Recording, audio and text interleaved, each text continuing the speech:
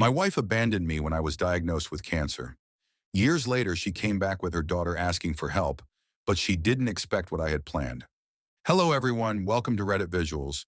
When you're young and in love, you believe the promises. In sickness and in health isn't just some line you say to get through the ceremony. It's a vow, a belief, a shield. That's what I thought when I married Lindsay.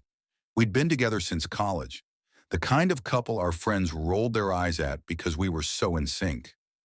We had inside jokes, road trip traditions, a favorite takeout spot we'd order from every Friday night.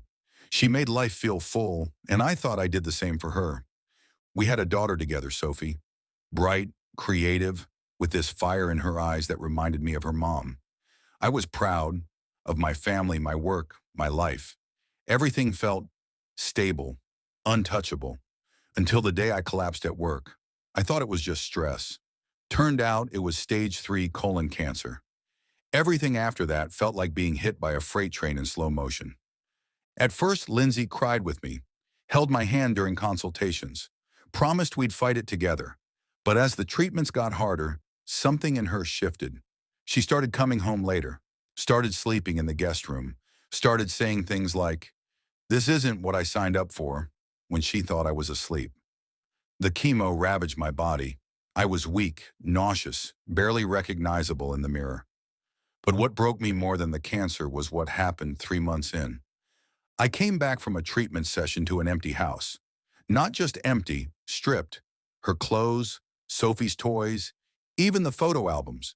There was a note on the kitchen table, 3 lines written in rushed handwriting. "I'm sorry, I can't do this.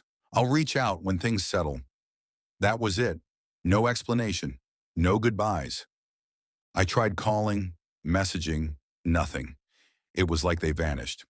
Eventually, I heard through a mutual friend that she'd moved in with a man she met at her gym. I guess he offered a healthier, less complicated life. Sophie was 5 at the time. Too young to understand. Too young to know I didn't leave. That I was the one left behind. It took every ounce of strength I had to survive. The treatments were brutal. I was alone through it all. Nurses became my only human contact. But I made it. I beat it. Somehow my body responded, and the cancer shrank. I went into remission after 2 hellish years. No parade, no congratulations card, just silence in an empty house. I rebuilt, slowly, piece by piece, started freelancing from home, got a dog, joined a support group. The pain dulled with time, replaced by a cold, steely resolve. I never dated again. How could I trust anyone after what Lindsay did? Fast forward nearly a decade. I'm 45 now. Health's been stable. Life's simple, but it's mine. Then last spring, I got a knock at my door. I wasn't expecting anyone. My dog barked and I looked through the peephole, and there she was. Lindsay, older, a little worn down, but still her. And next to her, holding a duffel bag, was Sophie. Except she wasn't a little girl anymore. She was a teenager, nearly 15. I opened the door but didn't say anything. Lindsay tried to smile. "Hi, Matt. We didn't know where else to go." It was like time froze. All I could do was step aside and let them in. Sophie gave me a quiet hi as she passed, eyes scanning the house like it was a museum of a life she barely remembered. We sat down. Lindsay explained her partner had left her. Jobless. Evicted. No family willing to take her in. She said Sophie wanted to meet me again, that she was ready to reconnect. I didn't respond right away. My eyes were on Sophie, who was staring at her shoes, fidgeting. "You remember me?" I asked gently. She nodded. "A little. I remember you read me that pirate book every night." My heart almost broke right there. Lindsay leaned in. "We just need a place to stay, just for a little while, until I get back on my feet." I told them I needed some time to think. Lindsay looked frustrated, but I stood my ground. I wasn't the same man she left. Weak, desperate. I was calm, controlled. After they left, I called my lawyer. I didn't tell them this, but after Lindsay abandoned me, I revised my will. The house, the assets, everything. I'd planned for it to go to a cancer charity and the hospital that saved my life. I hadn't spoken to Sophie in years, so I never updated it. But now, I wanted to do something different. So I met with my lawyer, made a small but significant change. I didn't remove the charity, but I added a clause. If Sophie, only Sophie, completed college or a trade program, she'd inherit a trust in her name, enough to set her up.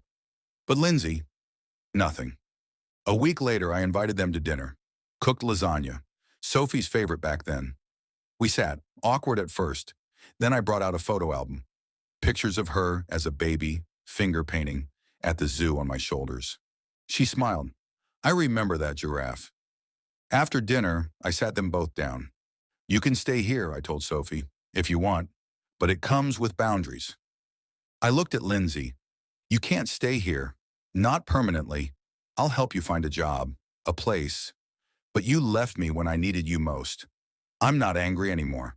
I'm just done. She exploded, accused me of being petty, of holding a grudge, said Sophie needed her, that I couldn't just cut her off. Sophie interrupted her. Mom, stop, he's offering help. Be grateful. That shut her up. Over the next few weeks, Sophie stayed with me. Lindsay found a temp job and moved into a motel. Sophie started asking questions about the past, about why I didn't fight harder to find her. I told her gently that I tried, that sometimes adults make cruel choices to protect themselves. We started going on walks, watching old movies.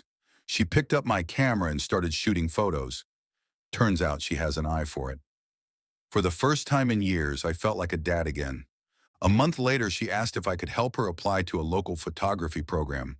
I smiled and said, "You have no idea how much I've been waiting to hear that." And that's when I told her about the trust, about how, if she pursued something, stuck with it, she'd be taken care of. I told her it was hers alone, not her mother's, not to share, just hers. She cried, not out of greed, but because she finally felt like she mattered to someone who didn't just want something from her. Lindsay tried once more, asked if she could move back in. For Sophie's sake. I said no, and when she tried to guilt me, I handed her the same 3-line note she left me all those years ago. Folded, creased, but still readable. Her face paled. She walked out. That was the last time I saw her. Today, Sophie's finishing her second semester at photography school. She still calls me Dad. We have dinner every Sunday. She keeps a picture of that giraffe visit on her nightstand. The one she said she barely remembered, but now swears was her favorite childhood memory. And me, I don't regret what I lost.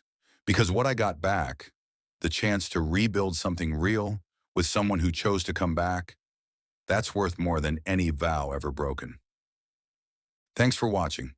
If this story hit home for you, drop your thoughts below.